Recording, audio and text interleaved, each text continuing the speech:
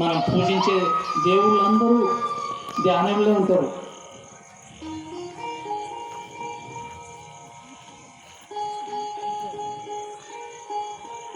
శ్వాసను మాత్రమే గమనించండి.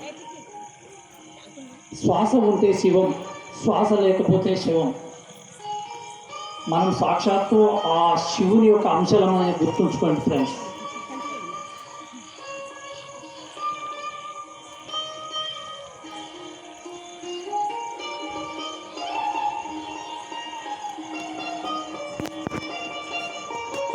మన స్వరూపమైన శ్వాసతో ఏకం కావాలి. 2500 సంవత్సరాల నాడే బుద్ధుడు దీన్ని పాలి భాషలో ఆనాపానసతి అన్నది.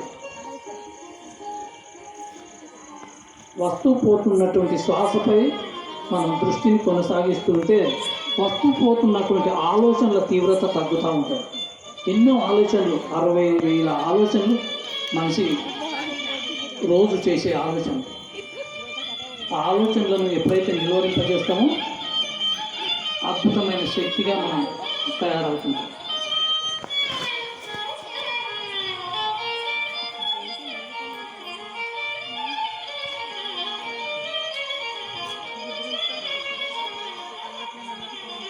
లాస్ట్ 5 minutes ఎవరు కలుగుతారు. ధ్యానం చేయటమే అదృష్టంగా భావిస్తుంది. ఆ అంశకు సంబంధించిన వాళ్ళు మాత్రమే ఇక్కడ కూర్చోగలుగుతారు, ఇక్కడ వినగలుగుతారు.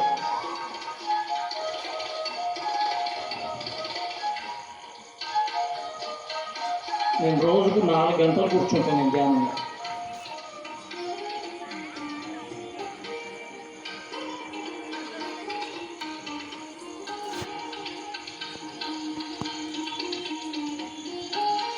పరమాత్ముడు ఎక్కడో లేడు, మనందరి లోపల పరమాత్మ స్వరూపుడు నిగూఢంగా ఉన్నాడు. ఆ తత్వాన్ని తెలుసుకోవడమే మనకు ముఖ్యం అనుకోవాలి.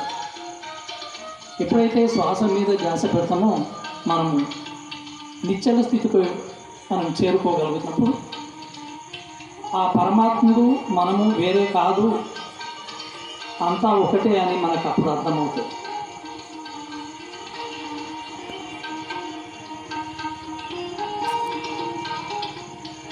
శరీరం చేద తీర్చాలంటే ఆహారం తింటాం, మైండ్ చేద తీర్చాలంటే నిద్రపోతాం, ఆత్మ చేద తీర్చాలంటే ధ్యానమే చేయాలి.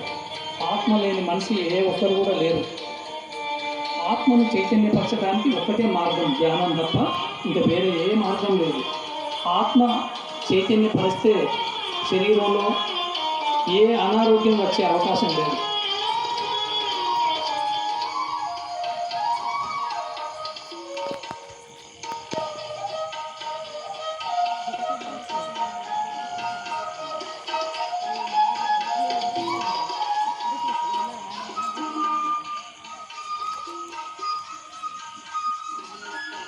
లాస్ట్ 2 minutes జస్ట్ చివరి 2 నిమిషాలు శ్వాస మీద ధ్యాస.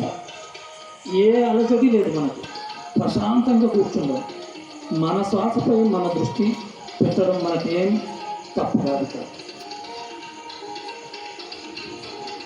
రోజు కొంతసేపు 24 గంటలు మనం కాలాన్ని గడుపుతున్నాం, అందులో 1 గంట మనం చేయగలిగితే 23 గంటలు హ్యాపీగా మన లైఫ్ని ఎంజాయ్ చేయవచ్చు. 1 గంట అవకాశం తీసుకుంటే మనం 23 గంటల టైంను మనం ఎంజాయ్ చేయగలుగుతాం.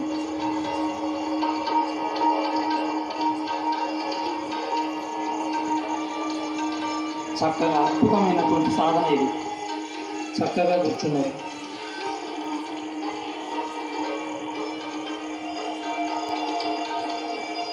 Last 1 minute, just breathe out.